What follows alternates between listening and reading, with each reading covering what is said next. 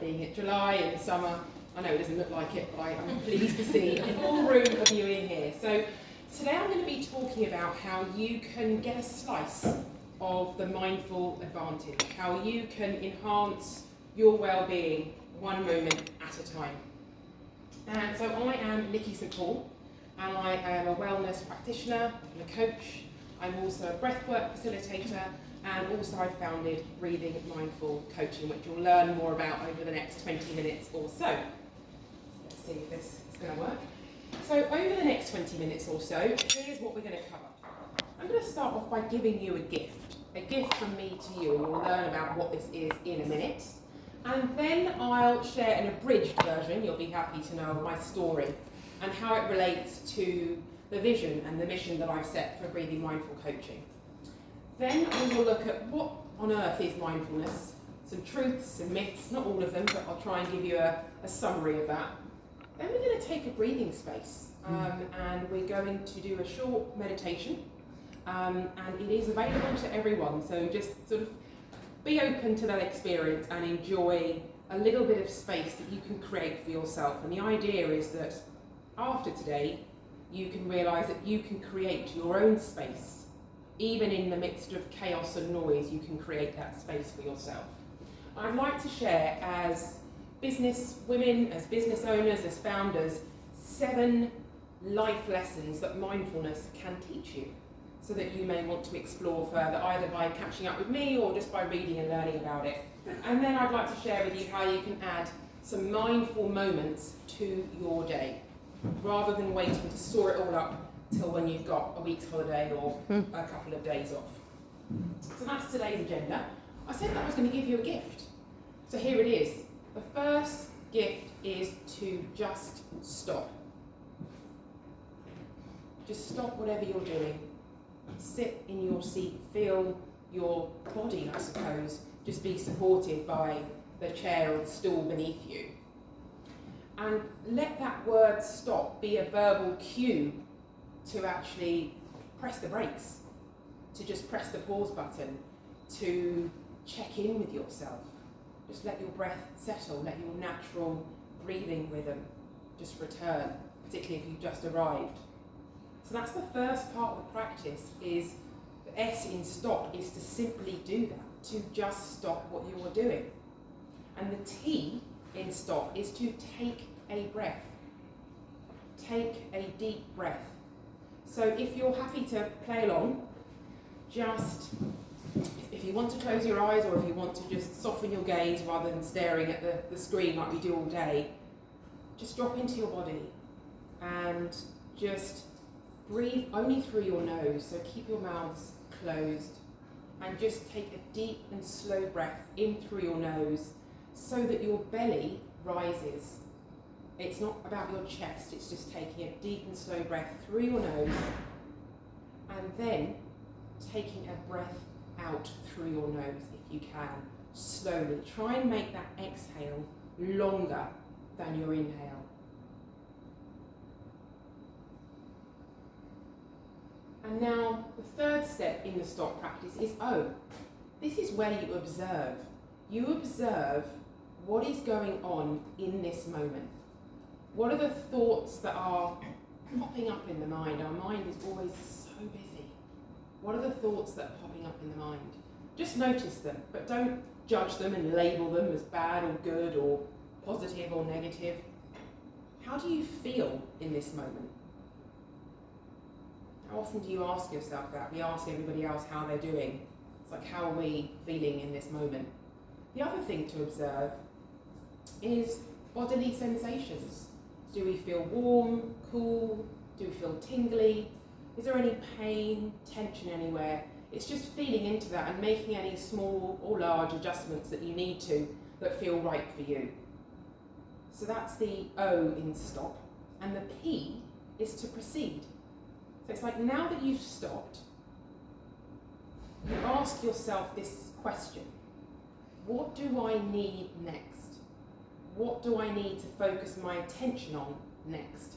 So you've taken that very brief pause, it's lasted less than a minute or so, and it's now, what do I now need that I've had an opportunity to just take that pit stop, to take a breath, to observe what's going on, thoughts, feelings, bodily sensations.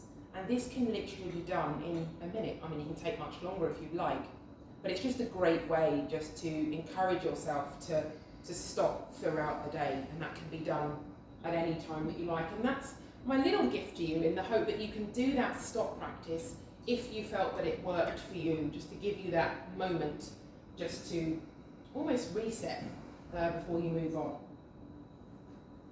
So a little bit about my story, and this is my story of how I essentially was everywhere but in the here and now. Just always living in tomorrow or yesterday, always ruminating, wishing that I'd said something else when I met that person on the train, wishing that the meeting went a bit different, worrying about the meeting tomorrow and how it's going to go, and half the time that thing never actually occurred.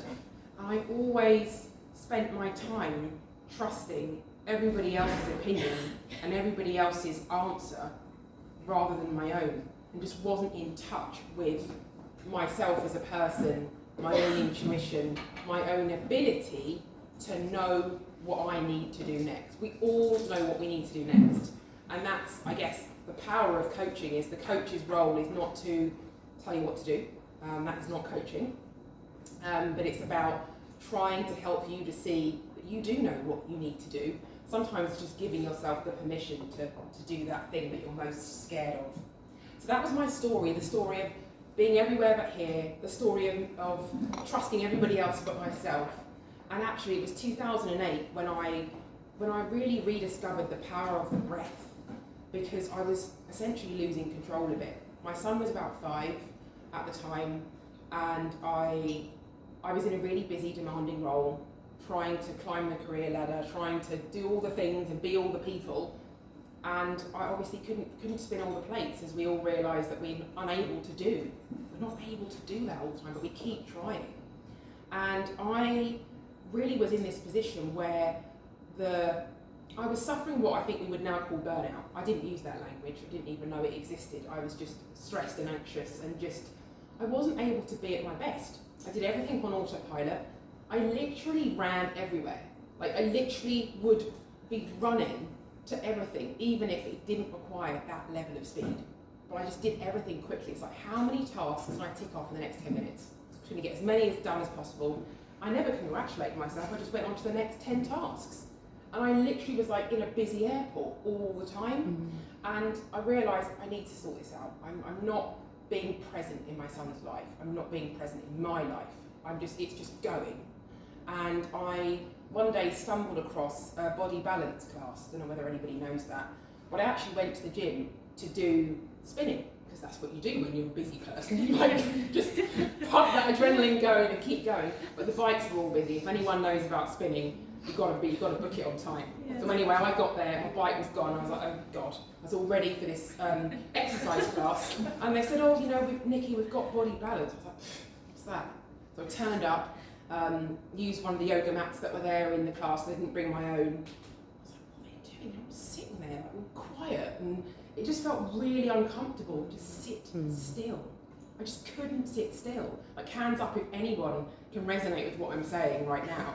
But I just couldn't sit still. This is really boring. Well, this isn't going to work. I'm stressed out. I need to pump out all of my stress on the bike to some banging tunes sort of thing. And I thought that's what I needed. I was really sceptical. And I sat there, and all those classes, it sort of mixes Tai Chi and Pilates and yoga. It starts with some breathing, ends in Shavasana. It's like, oh wow, I feel quite good after this. I feel quite good slowing down.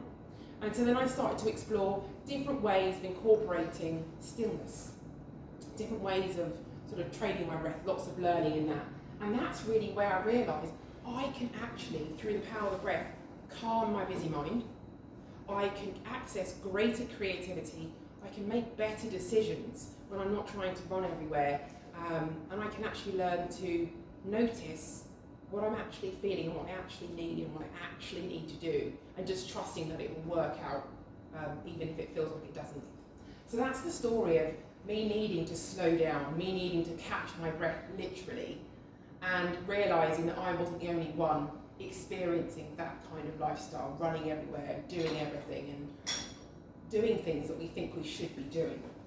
So that leads into my mission, and my mission is to build a collective of emboldened, rested, like I've just got this big thing on rest, and I think it's got a bad rep, really, to be totally honest. People think it's lazy, it's doing nothing, and it couldn't be further from the truth. There are many types of rest: sensory rest, rest from text, from screens, rest from other people, solitude, as well as rest by, I guess, being in connection like we are today with other people, as well as sleeping and watching Netflix. There's many types of rest, creative rest. And so I want to build this collective of women who are emboldened, they're empowered, and they're rested. And through, I guess, the skills that I've picked up through breath and body and mind, and integrating that into my coaching, having women who feel at home in their bodies. That feels like, of course I feel at home. No. There's a lot of people out there who do anything but to sit with themselves. They do not feel at home in their bodies at all. They do not connect and know the messages that their body is giving them. And then acting on those messages feel like a really dangerous thing to do. And knowing that actually they have their own internal tools to navigate the highs, the lows, and the messy middle of life. Because life is messy. It's not all bed of roses. So that's my mission. I want to create this collective. So I'm going to move on, because I know we need to get moving. 20,000 plus, because I couldn't remember the exact figure, and there's different references. That's the number of times a day, roughly, that we take a breath. It's a lot. And some of the figures say it's about 25,000, so I just put 20,000 plus. That's the number of times that we breathe. How often do we notice ourselves breathing throughout the day? We're just too busy running around, listening to something else. So now I'd like you just to become breath aware. Again, just drop into your body if you can. And just notice your breath. Notice if you can feel your abdomen moving out when you inhale. And it's a gentle, subtle movement. You've got to really pay attention. And you'll notice your abdomen sink in as you breathe out. It's a really gentle movement. And sometimes you can hold your hand. If you put your right or left hand, whichever one you want to, just hold on to in your heart space. It's an amazing grounding movement. It's like you can, if a situation is making you feel unsteady, a meeting is a bit stressful, someone's really stressing you out by what they're saying, no one knows what you're doing. You're just holding it here, and it's like bringing yourself back to yourself. It's that ability to say, oh, okay, I'm still breathing, I'm still here, I'm okay. And it's something that I do, and it's such a simple grounding movement. So when we become aware of our breath, we can notice, how is it behaving? Is it fast? Is it shallow? Do we feel that we're breathing more in our shoulders and in our sort of clavicle area? Or are we breathing more deeply down here? And why is that even important? Why does it even matter? Well, actually, it matters massively, because how we breathe matters. Actually, how we breathe could be either helping or hindering our ability to deal with stress, our ability to deal with the life challenges that we have. Every single time, if we're breathing through our mouths, we are essentially telling our nervous system that there's something to prepare for, an attack or something to run or fight from. Because if you think about it, if you're running from a bus, or running for a bus, or running away from somebody, is your mouth open or is it closed? It's like, that's what you're doing when you're running. So every time you're breathing with your mouth open, just sort of sat here, and this isn't a judgment, a lot of us do it. But when we breathe through our nose, for the air to go through our nose, it's a more tighter passage to get into our body than obviously our mouth being wide open, the air just sort of goes in. You breathe through your nose. Every time you breathe through your nose, you are sending a signal that it's safe, it's okay, I'm all right. So just breathing through your nose, not all the time. Sometimes you will breathe through your mouth. You'll take a breath through your mouth, that's fine. But if you're consciously aware of breathing through your nose, that activates the parasympathetic nervous system, which many of people may have heard of. It's that rest and digest.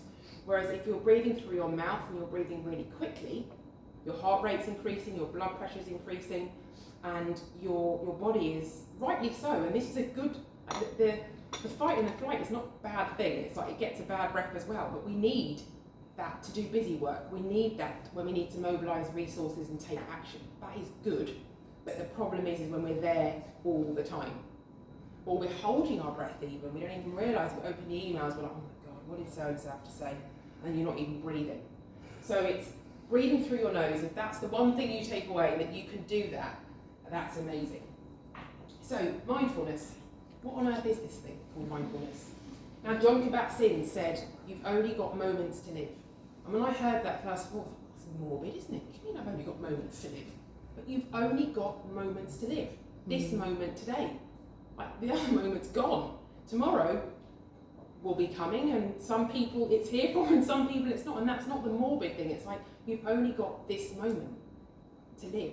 And I now can see that in a really positive way when I read that statement, whereas when I first read it I was like, oh, that's awful.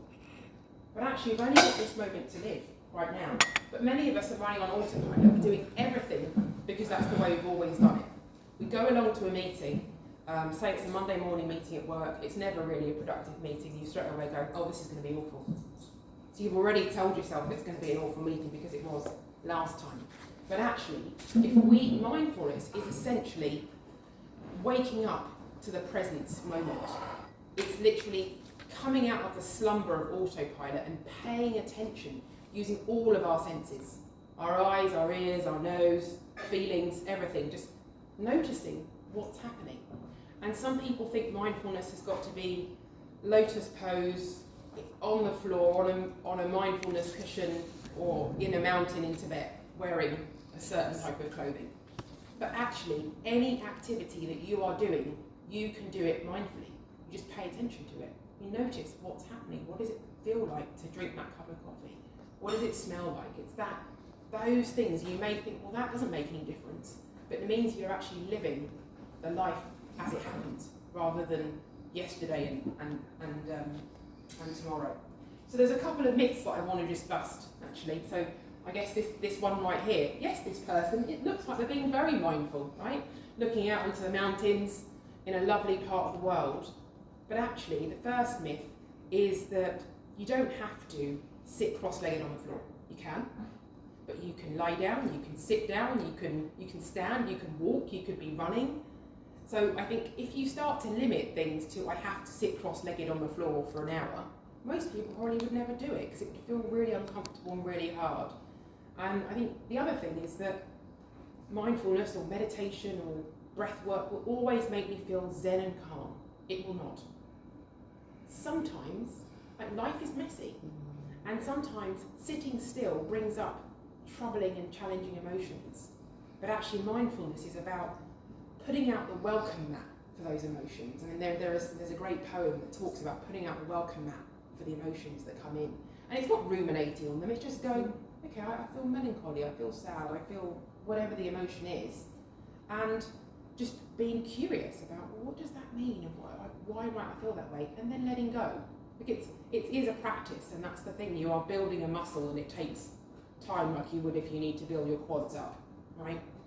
The other, third and final myth is that small is insignificant. That's a massive myth. And that's stopping people from taking breaks, taking rest, being mindful. Because they're like, oh, well, I haven't got a full hour, so I just won't bother. I've only got a minute. Well, we did the stop practice. That's like a minute. And you can give yourself that little moment, that little pocket of peace if you want to. So those are the myths, really, is that small is not insignificant. You can be mindful doing any activity that you'd like. And actually, you may not always feel calm and zen, and there's no wrong way to do it. It's like you're just doing it. You're just noticing and paying attention to the moments that happen in your lives as they occur. And you'll find that you'll be able to make better decisions because you're realising what's actually happening. And I'm now going to go in and give a 3-minute breathing space. Have we got time for this bit? Good, okay. I'm going to read because it's quite a long meditation, okay? So this is the breathing space. So again, just settle yourselves in again. And this breathing space takes about 3 minutes. And imagine an hourglass. We kind of bring our attention out at the top, we widen it in the middle, and then we widen it back out again. So notice what you're feeling at this moment, both physically and emotionally. what do you notice about your posture and how your posture feels? Do you feel particularly comfortable in this way as you are? But be curious to what thoughts you're aware of, what thoughts are popping up in your mind in this moment. Can you place a little bit of distance between the thoughts that are popping up in your mind and yourself? Just try and observe them as they appear, non-judgmentally, in a detached way if you can, rather than getting caught up in one thought being a good thought and the other thought being one that you'd rather not have. And now just narrow the focus into your breathing. To inside yourself and your own breathing, bring your attention down to your breathing like we've done before, and the gentle rise and fall of your abdomen. Just simply being aware of it in a really friendly, a really open way. It'll be quite natural that your attention will wander as you follow the inhale and follow the exhale, which is followed by another inhale. And that's quite a comforting thing. It's like another one's coming around. Can you notice a slight pause in your breathing? After the inhale, if you really pay attention, there'll be a tiny pause in between each inhale and exhale. So as I said, it's quite natural for your attention to wander. Just notice where your attention has gone and gently, compassionately bring it back to your breathing again. Now the final part of the breathing space is expanding your awareness. Allow your conscious awareness to expand again away from your abdomen, where you noticed your breathing in and out, and into your whole body. You can notice the feeling of your whole body breathing, which it is in this moment. The breath is being sent to all parts of your body to allow you to do amazing things. Because your whole body does breathe. Be aware of your wholeness and your completeness in yourself. And the image that I like to paint is, if anyone's familiar with kintsugi, it's where you've got broken pieces of ceramic painted together beautifully. And even though we have flaws and scuffs and things that we don't like, we're still very much whole and complete, just as we are. So it's okay to be who you are in this moment. So gently blink open your eyes and have a stretch if you'd like to. And that's just really the practice of opening out awareness really wide, bringing it into your breath, into you, and then just noticing the fact that, oh, I'm actually here in this moment. It's okay, I'm a whole complete person. I don't need to try and be anybody else. And the final bit of my time with you now is, there's a couple of lessons that mindfulness has taught me that I'd love to share with you, and I'll try and be really brief. The first of which is non-judgment. And you might read that and go, well, we're always going to judge, aren't we? We're always labelling things. Oh, that was good. That was a good call. That was a bad call. That was positive. That was negative. We're not going to stop doing that, just to put that on the table. But what mindfulness helps us to do is to realise when we are doing it. It's like, oh, I just labelled that as that thing again. And you'll find yourself, once you start realising the labels that you attach to everything, and they are just labels. Because the same situation that you consider to be bad, the next person thinks it's great. The situation is unchanged, it's just your label of that thing. Patience. Some things just take time. Like, it's like trying to say to a child who's waiting for the butterfly to come out. It's like, it doesn't matter how long you sort of say, when is it coming? Like, it's still going to take the time that it's going to take. Some things we can speed up, right? Technology is helping us, but there's just some things that we want to achieve in our lives that patience is just something which, it's not easy. These things are not easy. It's not like, oh yeah, I've got them all sorted. The other thing is like beginner's mind, and this is really important, I think. When we go into situations that we've been in before, we think we know how it's going to be. We think we know how it's going to turn out. But when we realise, okay, even though I've done this a million times before, I've sat on my mat every single morning, I'm going to pretend this is the first time I'm sitting on the mat. Because sometimes you do notice something new. If you ever listen to a song, you notice a lyric that you haven't heard before. It's the same song, it's just that you're paying attention to it. Trusting in your own ability to know what you need to do. Because you always do know what you need to do. It's just learning to trust in that. And then the other three final lessons are non-striving. And this doesn't mean that you don't have a goal, or you're not ambitious. But when I'm practicing mindfulness, either formally sitting down or just doing my day-to-day things, I'm not trying to get anywhere when I'm sitting there and I'm doing meditating. I'm not trying, I must feel zen and relaxed by the end of this 15 minutes. I might not. Like, I'm not thinking about it. If that's a byproduct of it, that's okay. Acceptance. This is a big one. It's like, the example I give is, if it's raining, accept that it's raining. Don't, like, it's not, oh, I wish it wasn't raining. It is. Like, there's nothing that we can do to stop it. It's like, the next energy that we can use is, am I dressed appropriately for the rain?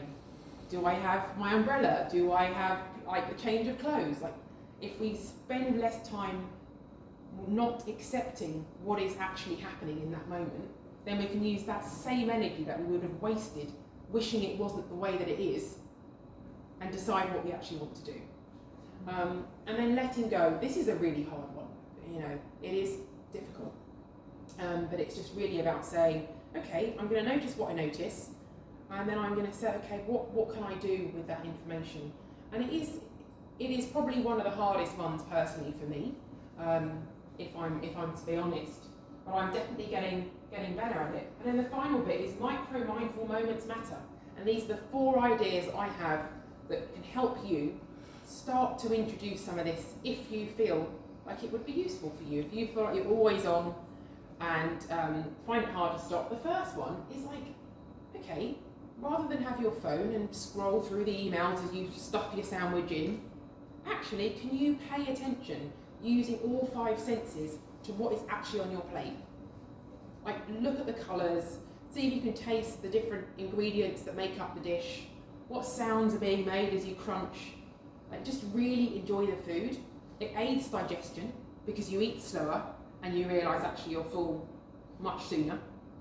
You actually enjoy the food that's on your plate much more.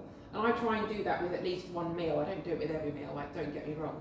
Sometimes I'm sitting there trying to do that, but I always, every single day, one meal or one drink, it might be a coffee or tea, I will just really sit there and pay attention to me making it, drinking it, eating it, whichever it is. It's a really simple one to do because you all eat. The other one, let's see, is 5, 4, 3, 2, 1. Love this. It's just senses. You could do it if you're out on a walk.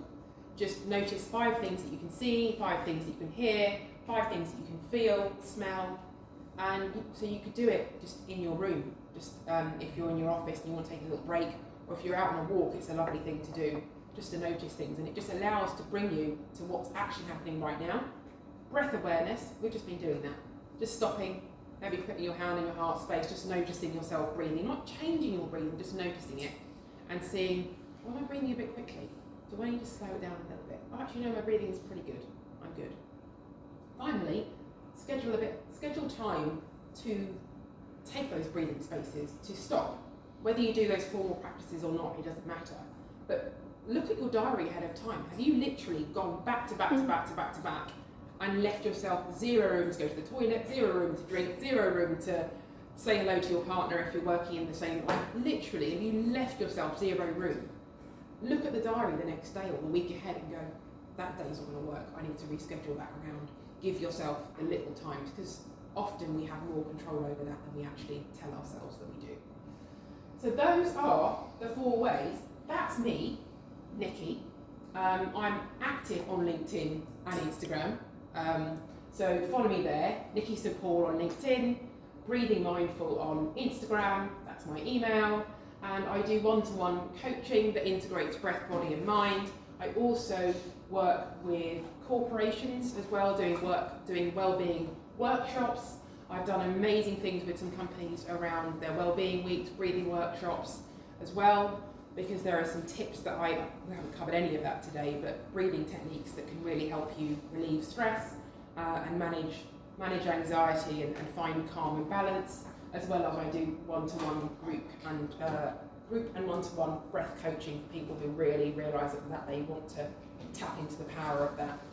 So connect with me, catch me in the lift as we run down the stairs afterwards, and thank you so much for being so attentive and just having fun as we sort of go through some of those exercises. I hope that you found it valuable. Thanks again, Julia, as well. That is so much gold in there. I mean, I've got